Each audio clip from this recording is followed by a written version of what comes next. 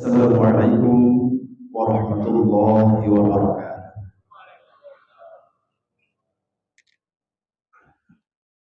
الله أكبر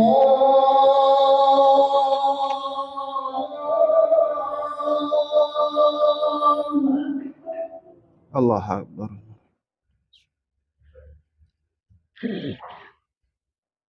الله أكبر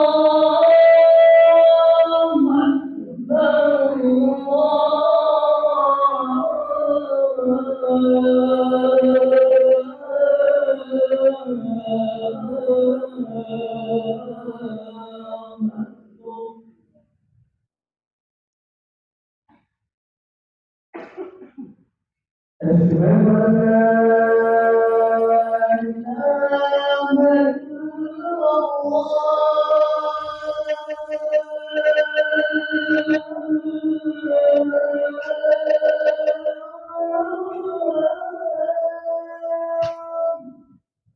Allah. أشهد أن محمدا رسول الله Asyhadu anna Muhammad Rasulullah. أشهد أن محمدا رسول الله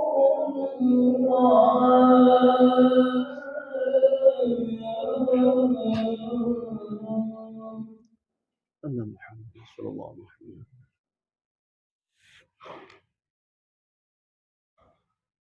حي على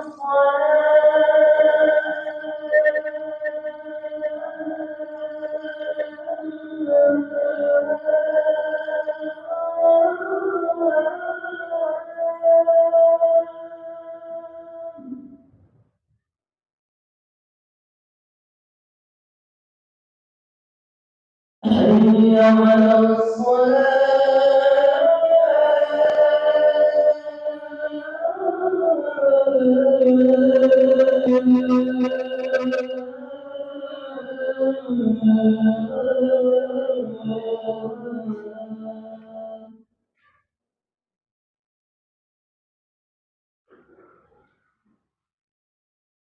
حي على الفلاح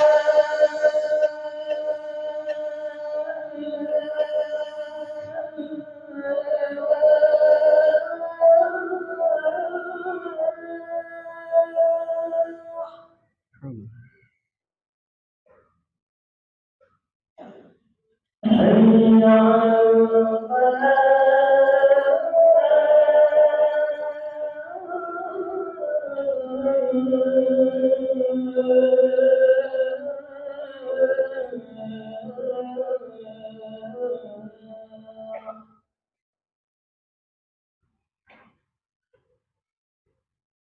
الله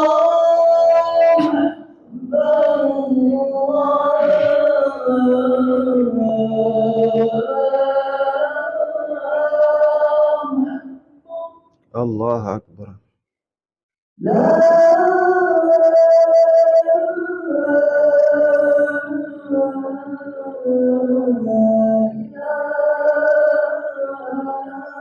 إله إلا الله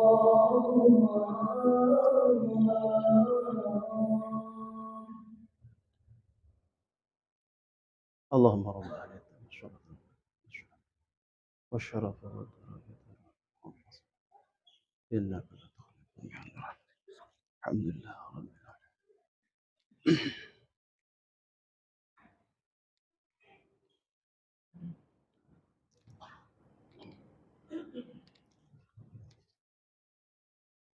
الحمد لله رب العالمين الرحمن الرحيم مالك يوم الدين أشهد أن لا إله إلا الله وحده لا شريك له الملك الحق المبين وأشهد أن محمدا عبده ورسوله الصادق الوعد الأمين اللهم صل وسلم على سيدنا محمد وعلى آله وصحبه أجمعين. أما بعد، فيا عباد الله، أوصيكم ونفسي بتقوى الله فقد فاز المتقون. اتقوا الله حق تقاته ولا تموتن إلا وأنتم مسلمون. وقال تعالى في كتابه الكريم: أعوذ بالله من الشيطان الرجيم، بسم الله الرحمن الرحيم: والذين جاهدوا فينا لنهدينهم سبلنا وإن الله لمع المحسنين. صدق الله العظيم وصدق رسوله النبي الحبيب الكريم، ونحن على ذلك من الشاهدين والشاكرين والحمد لله رب العالمين.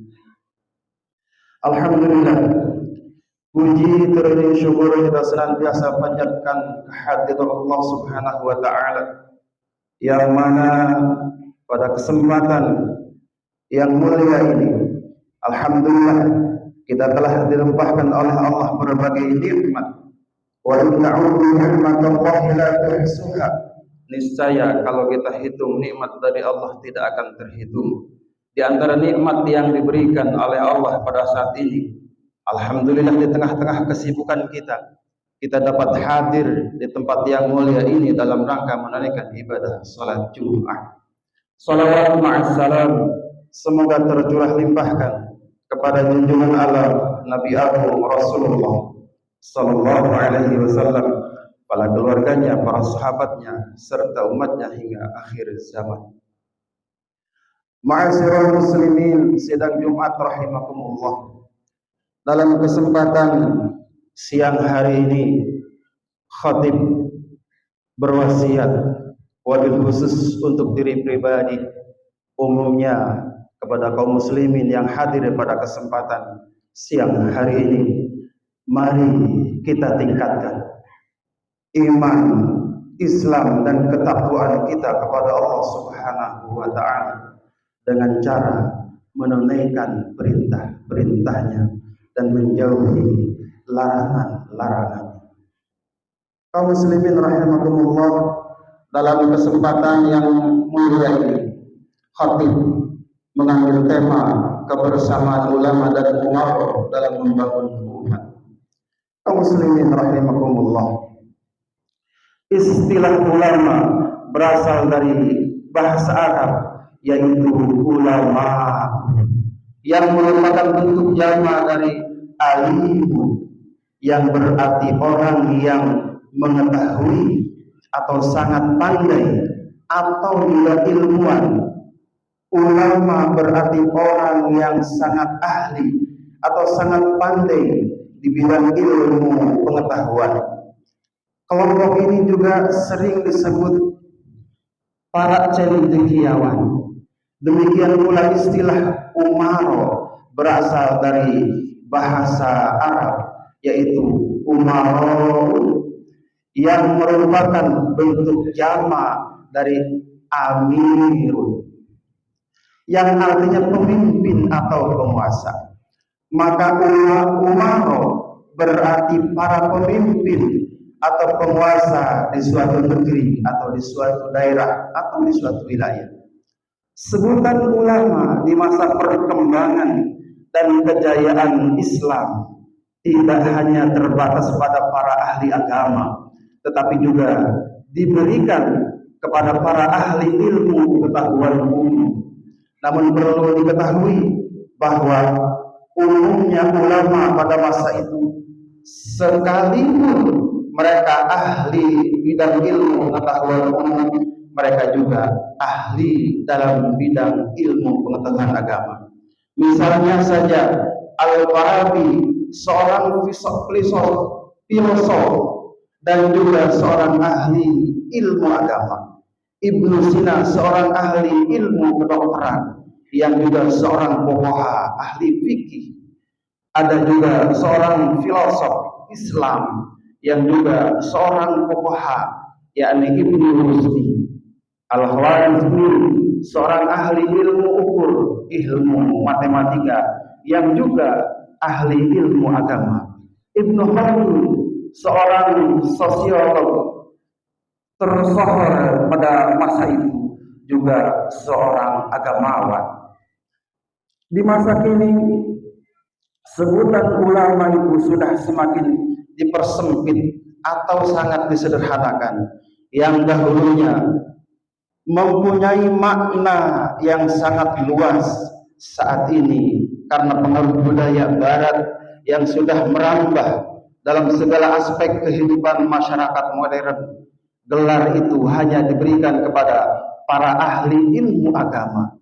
Namun terlepas dari itu semuanya, para ulama sejak dahulu hingga kini tetap konsekuen pada misi utamanya, yakni meneruskan perjuangan Nabi besar Muhammad sallallahu alaihi wasallam dalam mengajarkan Islam berserta ilmu pengetahuannya. Menganjurkan umat manusia untuk berbuat kebajikan dan mencegah dari perbuatan-perbuatan mungkar.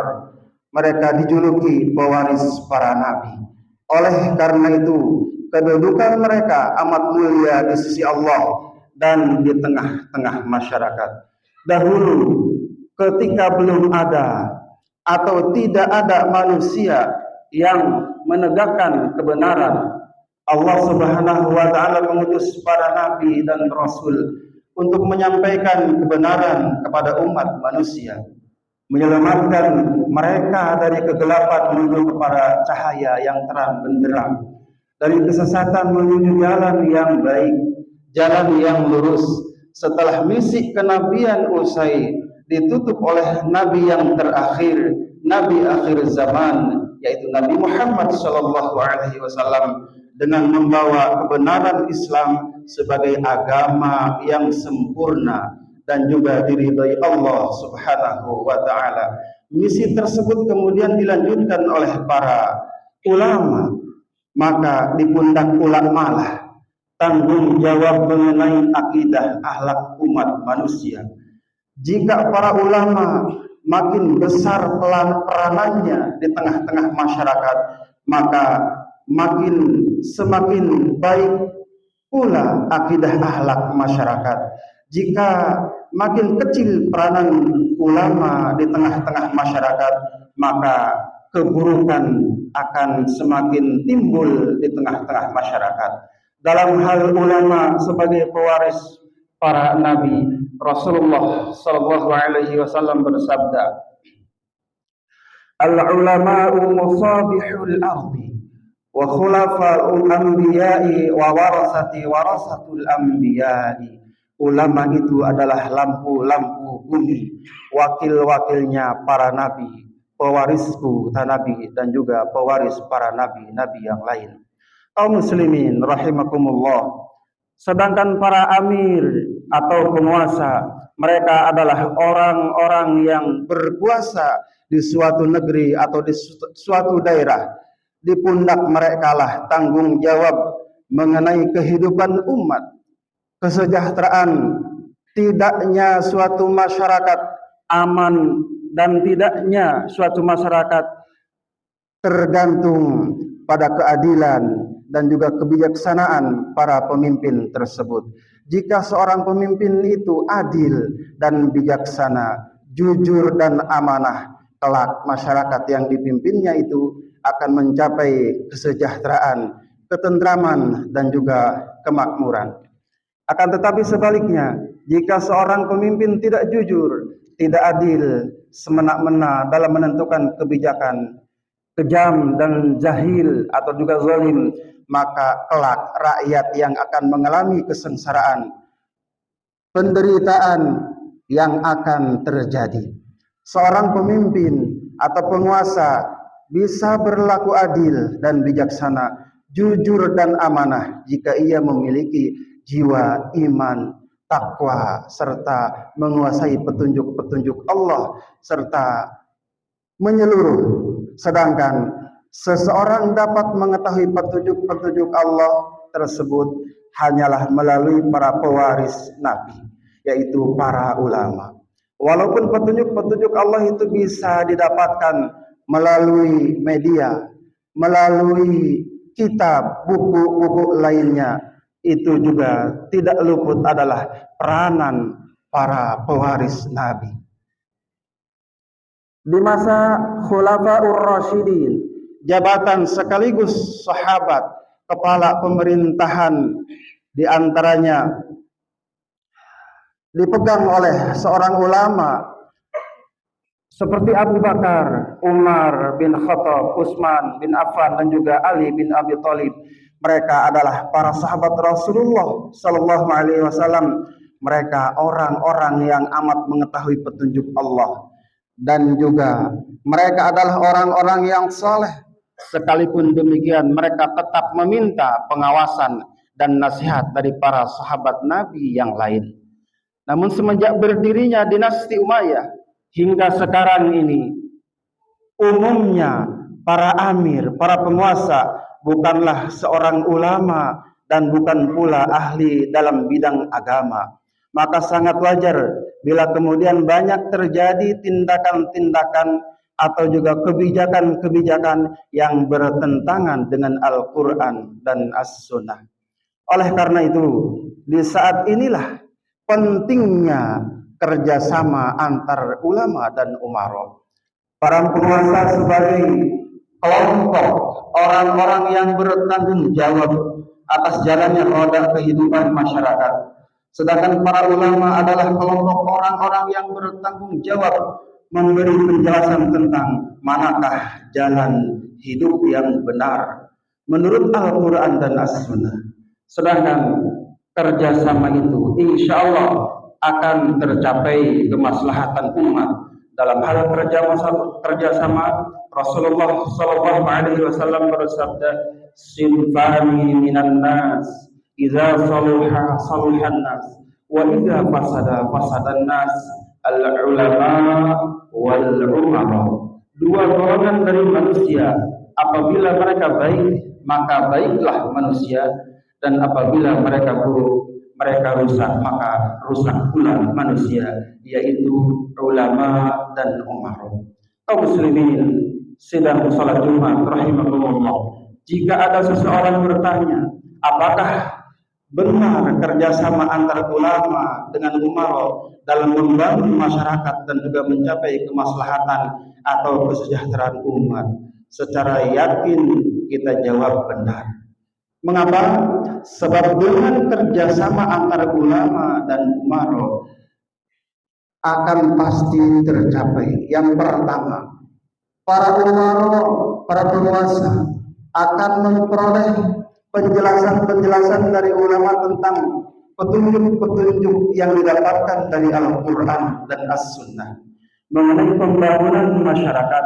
Maka dengan memperoleh bimbingan dari Al-Quran dan As-Sunnah mengenai hal-hal tersebut, seorang pemimpin akan menyesuaikan diri dengan petunjuk Allah tersebut dalam menetapkan tindakan dan kebijakannya, sehingga tidak bertentangan dengan ajaran Allah dalam membela kepentingan masyarakat banyak. Namun ulama yang dimaksud ini adalah ulama yang benar-benar takut kepada Allah Subhanahu wa Ta'ala, sehingga mereka tidak mudah diperalat. Fatwa mereka bukan karena semata-mata mengharapkan apapun, melainkan semata-mata mengharapkan ridha Allah Subhanahu wa Ta'ala.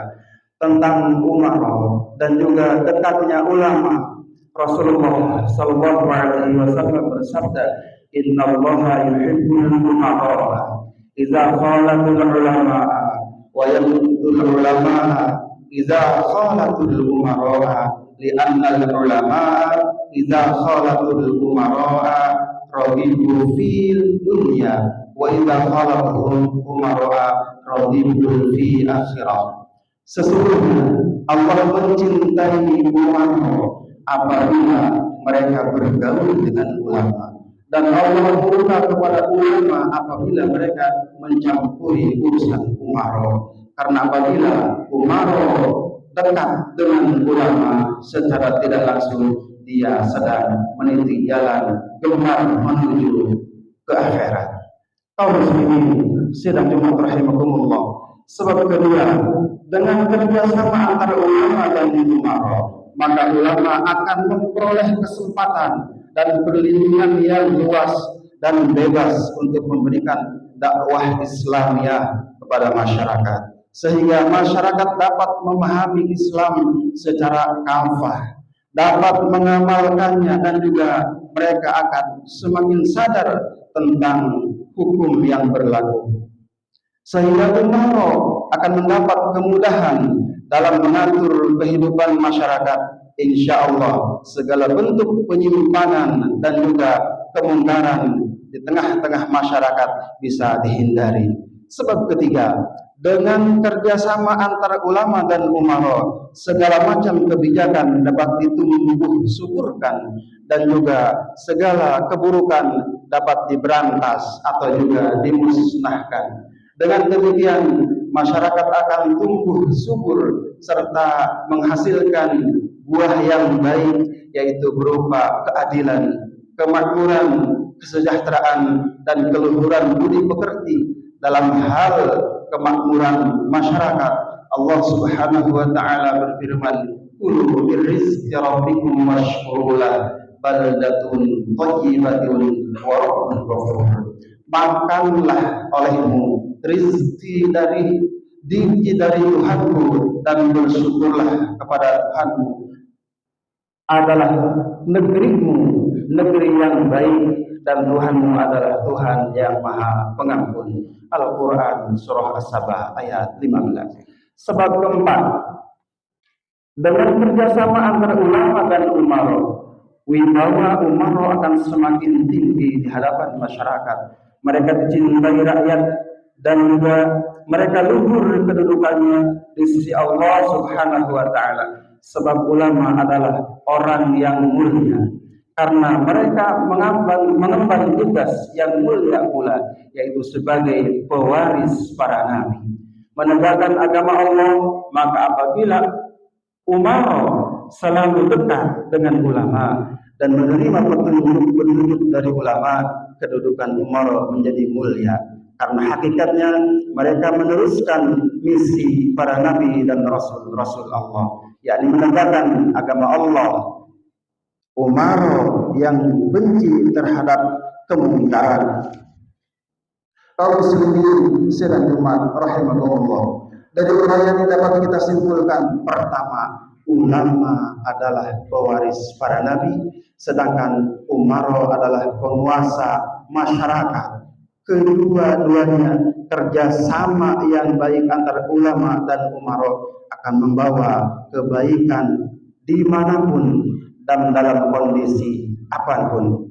Sebagai penutup, marilah kita perkokoh kerjasama antara ulama dan umara.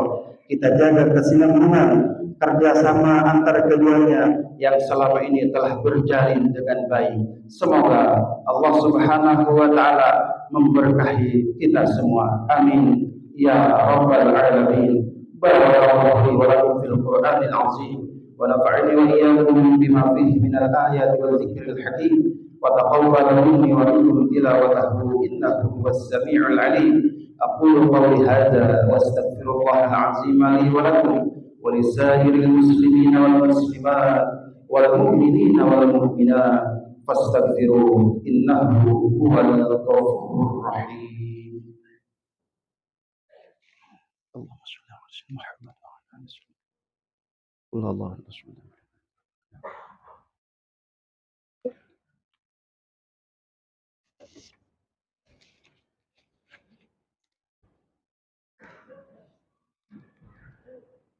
Alhamdulillahilladzi hamdan katsiran kama amara. Asyhadu an la ilaha illallah wahdahu la syarika lah irghaman liman jahada bihi wa kafara. Asyhadu anna sayyidana Muhammadan abduhu wa rasuluhu sayyidul khalaiq wal bashar. Allahumma salli wa sallim ala sayyidina Muhammadin wa ala alihi wa ashabihi masabihil ghurur. Ibadallah, اتقوا الله من سماع اللغو وقبول الخبر وانتهوا عما نهاكم عنه وزجر واعلموا أن الله تعالى أمركم بأمر بديه فيه نفسي وثنى بملائكته المسبحة بالقدس فقال تعالى إن الله وملائكته يصلون على النبي يا أيها الذين آمنوا صلوا عليه وسلموا تسليما اللهم صل على نبي الرحمة وشفيع الأمة ورضى اللهم على أصحابه وقرابته وأزواجه وذريته أجمعين وعن الخلفاء الراشدين أبي بكر وعمر وعثمان وعلي وعلى بقية الصحابة والتابعين وتابع التابعين ومن تبعهم بإحسان إلى يوم الدين وعلينا معهم برحمتك يا أرحم الراحمين اللهم اغفر للمسلمين والمسلمات والمؤمنين والمؤمنات الأحياء منهم والأموات إنك سميع قريب مجيب الدعوات ويا قاضي الحاجات اللهم انصر من نصر الدين واخذل من خذل المسلمين وعدل كلمتك إلى يوم الدين واجعل بلدنا هذه آمنة مطمئنة وسائر البلدان المسلمين عامة اللهم أرنا الحق حقا وارزقنا اتباعه وأرنا الباطل باطلا وارزقنا اجتنابه اللهم ادفع عنا البلاء والبلاء والوباء والفحشاء والمنكر والسيوف المختلفة والشدائد والريحان ما ظهر منها وما بطن من بلدنا إندونيسيا هذا خاصة ومن بلدان المسلمين عامة إنك على كل شيء قدير ربنا آتنا في الدنيا حسنة وفي الآخرة حسنة وقنا عذاب النار عباد الله إن الله يأمر بالعدل والإحسان وإيتاء ذي القربى وينهى عن الفحشاء والمنكر والبغي يعظكم لعلكم تذكرون فاذكروا الله العظيم يذكركم واشكره على نعمه يزدكم واسأله من فضله يعطكم ولذكر الله